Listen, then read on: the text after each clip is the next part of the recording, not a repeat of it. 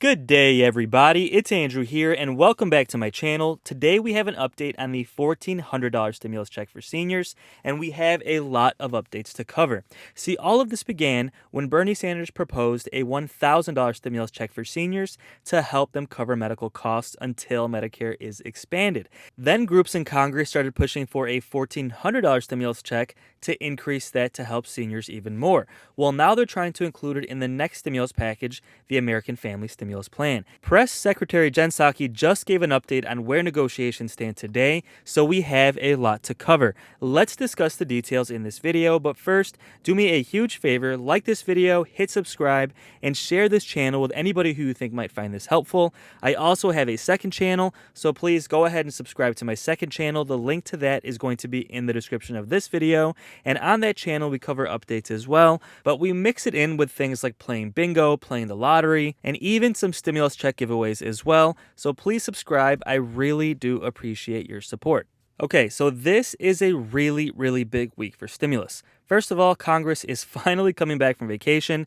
If you look on your screen, these yellow colored dates means that both the Senate and the House are going to be fully back in session. And Nancy Pelosi is trying to get this stimulus package done by the end of October, because really we only have 3 weeks left with both chambers in session. If you see these next 2 weeks in October, then the first week of November, then for the most part, they're gone for the majority of November and December, either on vacation or back home trying to fundraise. So it's really important that they get this stimulus package done either by the end of October or the beginning of November. But if you watch my channel, you know that a realistic deadline is really this first week or two of December, because that is when they try and fully leave for vacation. And it also coincides with the debt ceiling crisis, which is expected to hit once again on December 3rd. Jen Psaki gave a quick update on where negotiations stand today and what is happening with the stimulus package. She reported that Joe Biden has been holding even more meetings than before, and the sense of urgency seems to really be sinking in with Congress.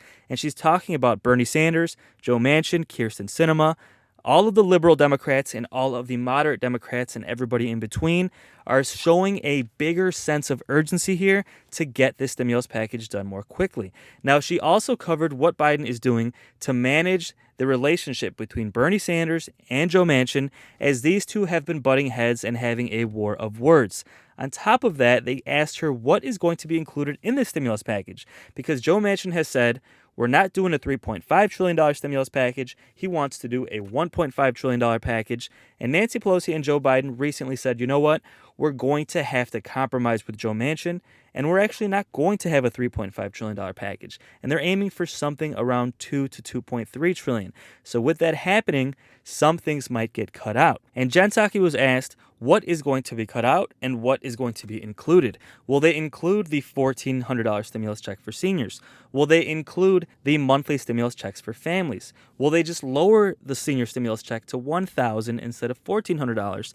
And President Biden also said whatever doesn't make it into this current stimulus package will be included in the next stimulus package in 2022. So this is the stimulus check that seniors have been waiting for. We need this $1,400 stimulus check to take care of seniors, to take care of those who are on SSI and SSDI, to make sure we are helping those who are disabled and those who are seniors and have paid taxes their entire lives. Again, President Biden promised all of these things. This is not something I'm making up. This isn't some kind of liberal wish list.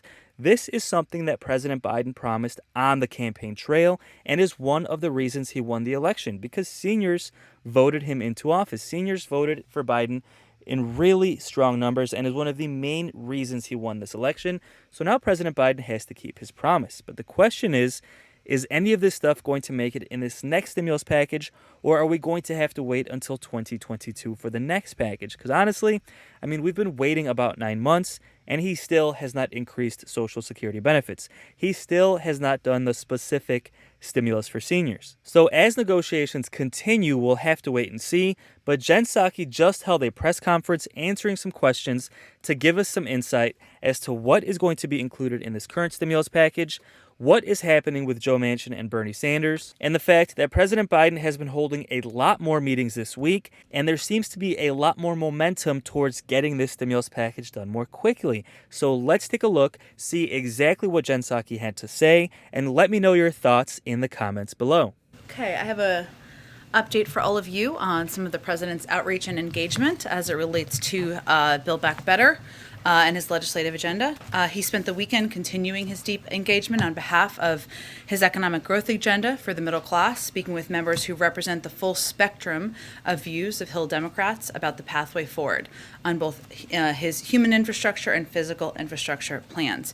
He spoke, as I think some of you reported this morning, with Representative Jayapal at the White House, and we'll have a number of additional conversations by phone with members of both chambers and who also run the gamut in terms of their views as we proceed through the course of the afternoon. Tomorrow, he will host two different meetings with House members here at the White House, one with moderates and one with progressive members. We're encouraged by the accelerated pace of talks and are eager to get this done to meet the urgent needs of families who've been contending with high costs, outdated physical infrastructure, the increasingly devastating threat of climate change, and a tax system that gives special treatment to the rich and corporations at the expense of middle-class families, no matter how hard they work. As you also saw, we also announced this morning that on Wednesday, the president will travel to Scranton, Pennsylvania, going back home, some might say, to continue to rally support for his bipartisan infrastructure deal and Build Back Better agenda. There continues to be strong, broad agreement in Congress and among Americans of all stripes, political stripes, about the values at the core of the president's agenda, ensuring our economy works for the middle class, not just those at the top. Go ahead. Thanks, Jen. I just want to see if you can elaborate a little bit on something you just said, that you're encouraged by the accelerated pace of talks on infrastructure. What changed? Is there something that's different now? The president is certainly feeling an urgency to move things forward, to get things done. I think you've seen that urgency echoed by members on the Hill who agree that time is not unending here, and we are eager to move forward with a unified path to deliver for the American people. Does the sense of urgency have anything to do with the president's trip coming up in just a matter of 8 working days? Does he feel the need to get this wrapped before he leaves? The good news is that there are phones and video conference capabilities overseas for every president and individual, so I'm not here to set new deadlines or timelines. But it is also true that we have been at this for some time. The president proposed these plans back in the spring. He has participated in dozens and dozens of calls, of meetings, of engagements with members to hear their viewpoints, to understand where they're coming from, to reach consensus. And we are at a point where we feel an urgency to move things forward, and the pickup of meetings is a reflection of that. Go ahead. Does the president feel the need to mediate the current war of words between Senators Manchin and Sanders we've seen play out? To mediate the war of words, I would say the president has been in touch with both senators, not to mediate words, but to better understand the path forward and what are priorities to each of them. And he will continue to play that role. And then 2 quick ones on policy. Senator Manchin has been pretty clear about his position or opposition to a clean energy standard for a while now publicly. Presumably that's given your team time to try and figure out workarounds to that. Does the president still believe he can meet his emissions goals if a clean energy standard or CEPP is not in his final proposal? Well, President Biden has been clear about what he supports. 100% clean power by 2035 is a goal he committed to over a year ago. As you all know, that's why I think you're asking about it, and he remains committed to it. The good news is there are a range of good ideas and proposals out there from members of Congress about how this legislation can help meet that goal.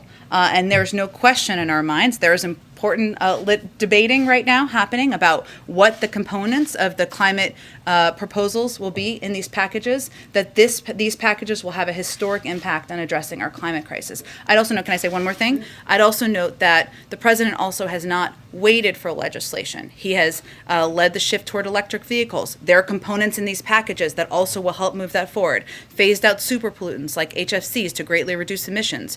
Made across government investments in clean energy like offshore wind and solar. Made historic commitments to use every lever at his disposal to advance environmental justice and spur economic opportunity. So it is absolutely pivotal that these pieces of legislation have climate components, and they will, to address the climate crisis, but he has also not waited waited for that. He's also taken actions of his own accord. And then one more, one of the critical pay-fors in the package is tax enforcement. And I know you've discussed this a couple times the last couple of weeks, but given the scale of the ramp-up we've seen from the banking industry and opposition to the proposal you've laid out, what's the sense from the White House in terms of the pushback against that, or if they're concerned about the future of that proposal? Well, it should not be lost on anyone that the loudest opposition to these proposals and the biggest ad spending against them is from the biggest banks who simply do not want to be bothered by additional reporting on inflows and outflows. That should not be lost. We can certainly get you the numbers, or it's publicly available out there on how much money is being spent and how vocal this opposition is. I would note that the top 1% is responsible for $163 billion a year in owed but unpaid taxes. So this proposal we're talking about is about preventing high-income individuals who are not typical wage earners, meaning they don't get paid through standard payroll, W-2s. The vast, vast majority, I think it's something like 97% of wage earners, are paying the taxes they owe. We're not talking about that here. We're talking about the highest income individuals, 1%, who are responsible for $163 billion a year in owed but unpaid taxes. There are discussions, active discussions, I would note, with Senator Wyden and others in Congress about how to ensure this is absolutely targeted at those who evade tax obligations, including on the cap and potential exemptions. But let's be clear what this is about. It's about big banks deciding to protect wealthiest Americans that get away with not paying the taxes they owe by fighting this common sense solution, and we want to be clear about that. Go ahead. Thanks. I wanted to ask about another marker that Senator Manchin has kind of put out, which is that he wants to cap the child tax credit to families making under $60,000 a year and add a work requirement. I know that you've said previously that the White House is okay with some means testing of these programs, that you don't want to negotiate from the podium. That being said, this represents what would be a pretty dramatic scaling back of what's been a signature part of the president's legislative accomplishments so far, and something that he and the vice president have touted pretty publicly. So to echo Phil's question on climate in some way, is this within the realm of possibility? How do you guys react to Senator Manchin kind of throwing down this marker? Well, I'm not going to react directly to Senator Manchin's point of view because that's not particularly advantageous at this point in the negotiations. But I will say the president proposed an extension in the child tax credit because he feels that is something that can not only help families make ends meet, it can help bring more women back into the workforce, and it is a vital part of his proposed packages. He has also, in the past, supported and continues to be open to supporting what can be called means testing or can be called caps on income, and there are a range being discussed, but I'm not going to speak to it further than that. And secondly, there's been a couple questions from my colleagues about Senator Manchin and markers that he has laid down, which he's done publicly. Senator Sinema, who's also a crucial person in this dialogue, has done... All members are crucial. I think they'd argue. She's done a little bit less of that publicly. There's been some consternation as to what her wishes and demands are in this. Does the White House have a good understanding of that? And if so, is it sharing that with congressional Democrats? There are a range of conversations happening behind the scenes. I'll let these senators outline their proposals, what they support and don't support themselves. But on the White House side, do you guys know what she's wanting to be in or out of the bill? Again, we'll let them all speak for themselves. I'm not going to confirm or give more details from here on their positions. For you. Sure. So another comment the president made on Friday was that he was convinced that the spending legislation was going to get done, but they're not going to get the $3.5 trillion. We'll get less than that, but we're going to get it. And then he said, and we're going to come back and get the rest, end quote. What did he mean by we're going to come back and get the rest? Does he mean another reconciliation bill next year? What did he mean by that? He wasn't giving predicting a legislative vehicle. I think what he was conveying is we all know this is less than 3.5. There are discussions and negotiations in Congress about what that will look like, and things that are not included in here, he will continue to fight for in the future. Okay, and you mentioned a bunch of meetings that the president is having, virtual or calls. We saw him go up to Capitol Hill. Has he given any consideration to Terry McAuliffe's recommendation that he just sit all the leading lawmakers in a room and say you can't leave until you get a deal done? The president's been doing this a while, 36 years in the Senate, with all due respect for the recommendations of anyone outside, and he's going to continue to work with Democratic leadership about having the kinds of meetings and engagements that will help move this across the finish line.